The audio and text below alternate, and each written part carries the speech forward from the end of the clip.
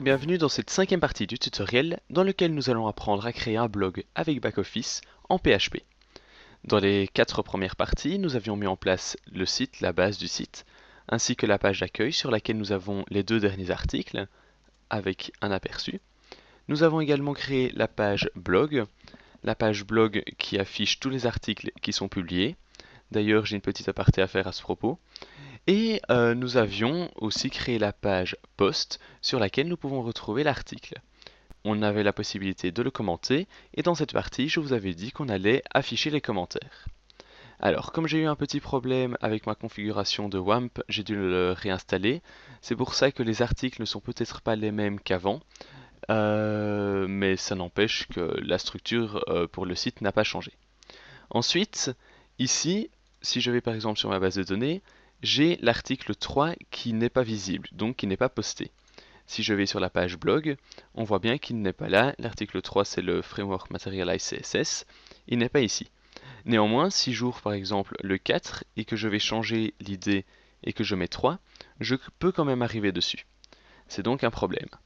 Je vais maintenant vous montrer comment enlever cette possibilité. Donc pour ça, je vais sur la page post.func.php et ici dans la requête, on choisit de récupérer tout ce qui correspond à l'idée qu'on a saisie dans l'URL. Le problème, c'est que nous, on veut que ce soit uniquement donc si jamais c'est posté, donc endPost.posted est égal à 1, tout simplement. Et donc, maintenant, si j'actualise, je devrais avoir la page d'erreur qui apparaît, exactement, et je vais rapidement vous expliquer pourquoi. Donc ici, sur la page post.php, tout en haut, on a la variable post qui est égale à getPost, c'est donc cette fonction-ci. Et tout de suite après, si jamais post est égal à false, donc si post ne retourne aucun résultat, ça veut dire que l'article n'existe pas, ou en tout cas la requête ne retourne rien. Et justement, dans notre cas, c'est la requête qui ne retourne rien. Parce que on lui a dit de récupérer l'article qui a l'idée qui est saisie dans l'URL et qui est posté. Ici, les deux conditions ne sont pas respectées, du coup, la requête ne retourne rien. Donc voilà. Maintenant, on va pouvoir passer aux choses sérieuses, c'est-à-dire à l'affichage des commentaires. Pour afficher les commentaires, je dois créer une fonction. D'ailleurs, vous n'avez rien vu. Donc, j'ai une fonction à créer. Cette fonction, je vais l'appeler getComments et elle permettra tout simplement de récupérer tous les commentaires relatifs à un article.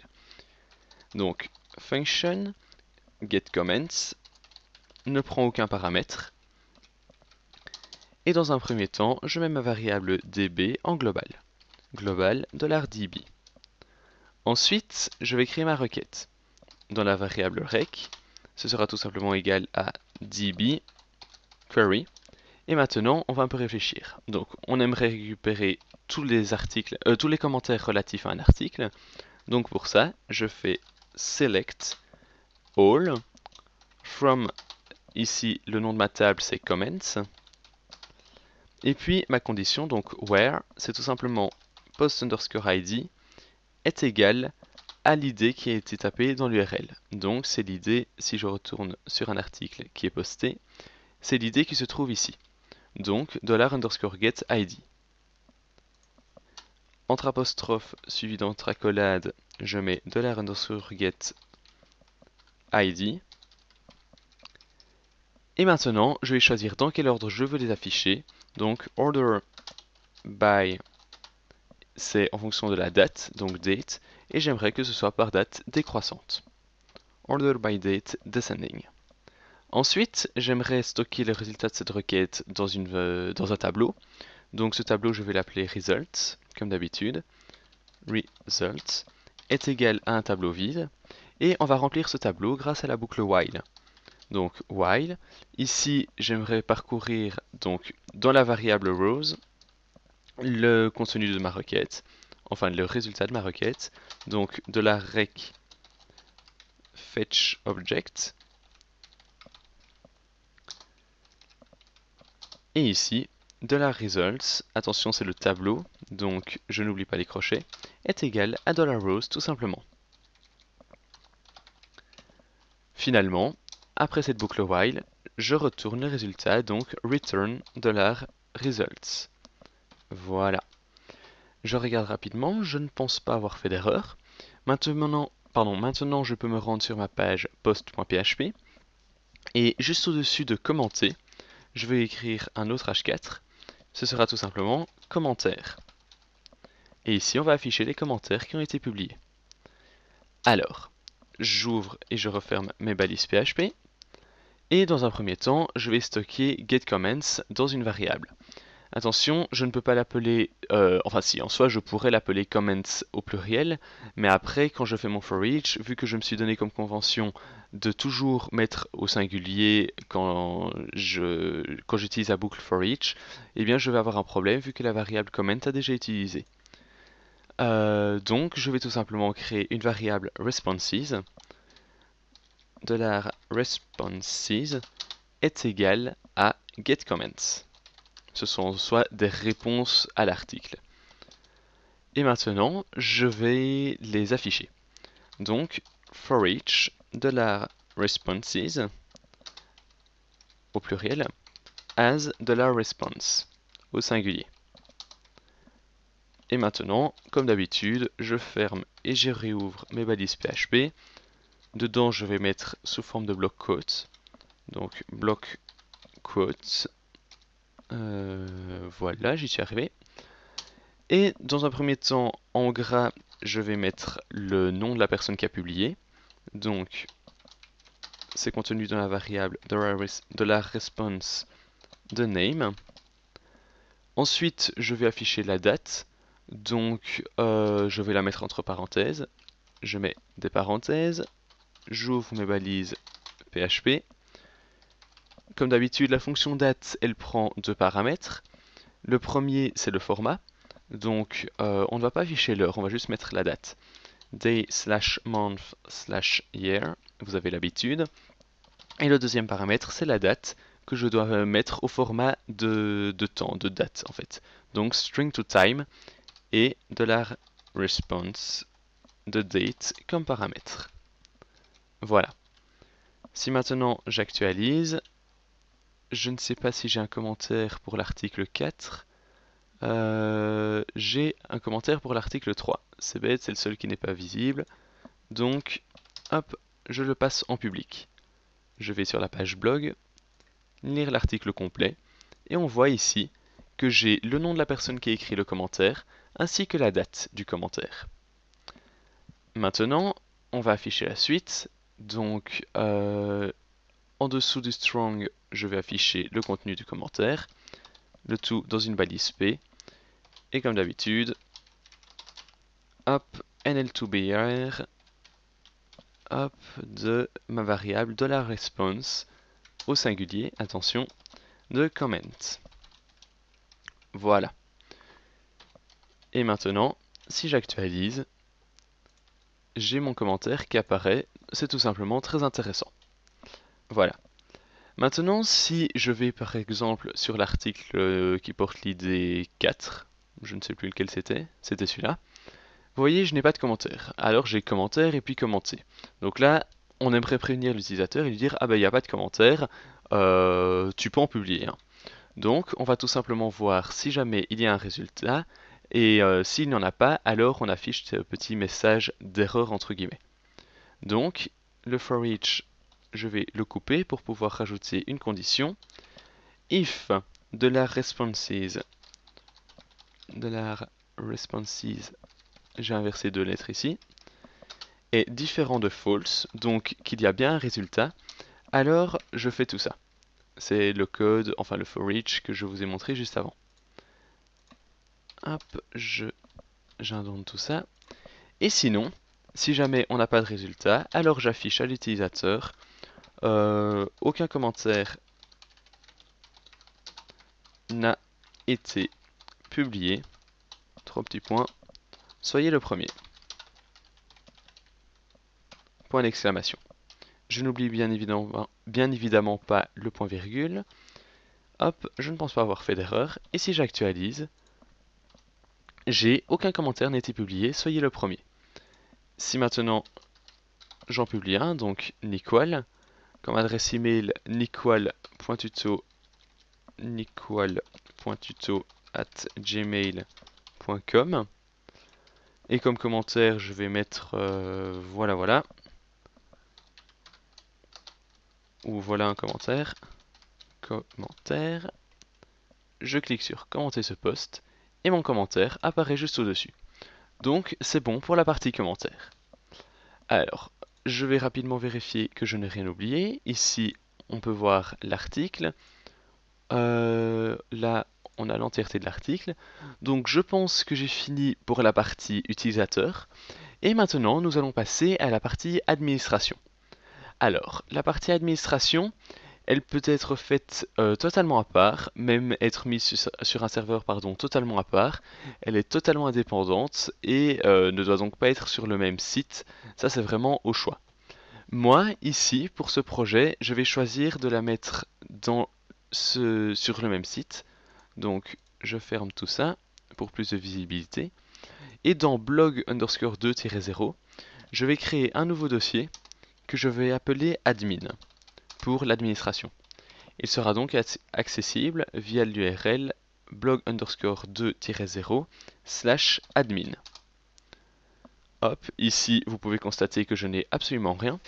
Et en fait, ce fichier d'administration est exactement, enfin la base du site pour l'administration est exactement la même que la base du site pour l'utilisateur.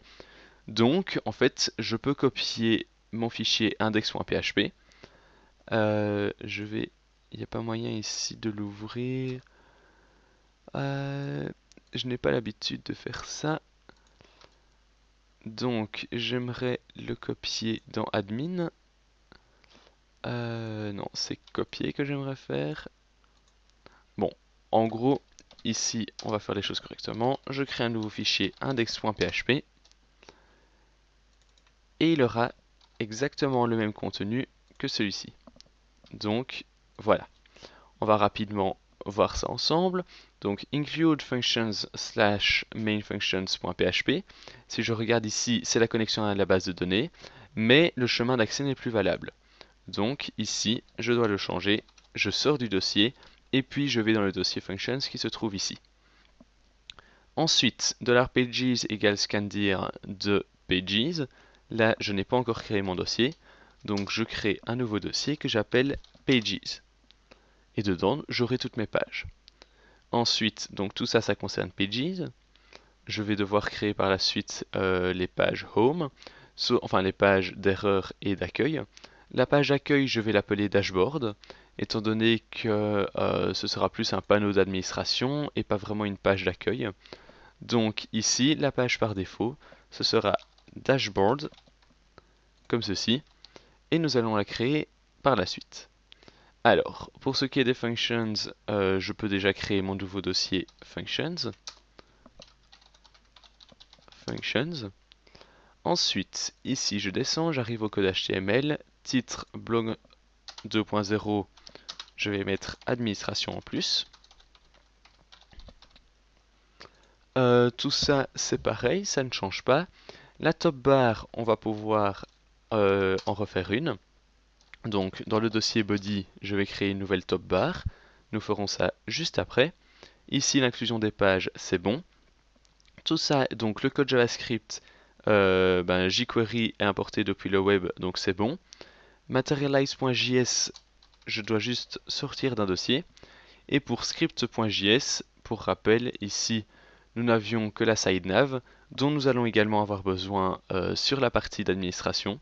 Donc, je peux tout simplement changer l'URL d'accès, enfin le chemin d'accès, et mettre js/script.js. Voilà. J'ai également oublié de créer mon nouveau dossier et pas un fichier JS, donc je le crée juste ici. Alors, pour commencer, on va refaire la top bar, donc elle sera dans le dossier body, ici, et je crée un nouveau fichier que j'appelle topbar.php. Alors, la top bar, elle est sensiblement pareille, donc je peux aller récupérer l'autre, et on devra juste modifier les liens.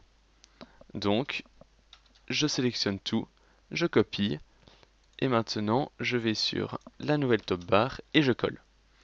La couleur histoire de faciliter les choses, enfin d'un point de vue visuel, je vais mettre du light green. Voilà. Si maintenant j'actualise, on a un problème parce que mon CSS, j'ai oublié de l'afficher, de l'importer, pardon. Donc, je vais dans admin/index.php et le CSS ici, c'est le même. C'est déjà mieux comme ça. Ici, il ne trouve pas la page dashboard, c'est normal, je ne l'ai pas créée. Alors, je vais enlever sur ma page top bar les liens qui sont déjà présents, donc les blogs et accueils, et on les remplacera dans un premier temps par panneau d'administration, et ensuite c'était pour écrire, pour afficher tous les articles, etc. Je vais donc tout simplement afficher ici des icônes et non panneaux d'administration ou autre, comme ça vous voyez un peu comment est Materialize. Donc ici c'est i.materialIcons, material icons, voilà, et dedans j'aimerais tout simplement avoir dashboard. Dashboard. Voilà. Ici c'est bien évidemment pareil, donc je peux copier-coller. Juste là. Et je vais enlever le deuxième. Donc le blog. Bien évidemment, le menu nous le compléterons au fur et à mesure par la suite. Ici la page, ce n'est pas Home, mais plutôt Dashboard. Donc je sélectionne tout ça et je change en Dashboard. Si maintenant j'actualise, j'ai mon icône Dashboard qui apparaît. Et comme nous sommes déjà sur la page Dashboard, alors c'est actif. Je vais également créer cette page Dashboard dans mon dossier Pages. Voilà, nouveau fichier, et c'est dashboard.php. Voilà. Donc maintenant, si j'actualise, je n'ai plus d'erreur et nous avons mis en place la base de la partie d'administration. Alors, je vais arrêter cette partie de tutoriel ici. Dans la prochaine partie, on s'attaquera donc à la première page du dashboard. Donc, je peux rapidement vous remontrer à quoi ça ressemblait. Il faut juste que je me connecte très rapidement. Donc, c'était niqual.tuto@gmail.com et le mot de passe password 1. Voilà, donc ça ressemblait à ceci. Et nous mettrons donc en place cette partie-ci avec les petits affichages, le nombre de publications, de commentaires et d'administrateurs, ainsi que les derniers commentaires non lus, afin de pouvoir rapidement administrer les commentaires inutiles, etc. Donc voilà, c'est la fin de cette partie. Je vous remercie d'avoir suivi. Si vous avez un problème, je vous rappelle qu'il y a un forum sur mon site. Je préfère que vous l'utilisiez plutôt que de m'envoyer un mail, comme ça peut servir à d'autres personnes qui auraient le même problème que vous. Donc ma connexion internet rame beaucoup, mais donc vous allez sur niqual.com dans la partie forum, et là vous avez absolument tout ce que vous voulez. Donc voilà, merci beaucoup d'avoir suivi cette 5e partie, et on se retrouve dans la 6e. Salut!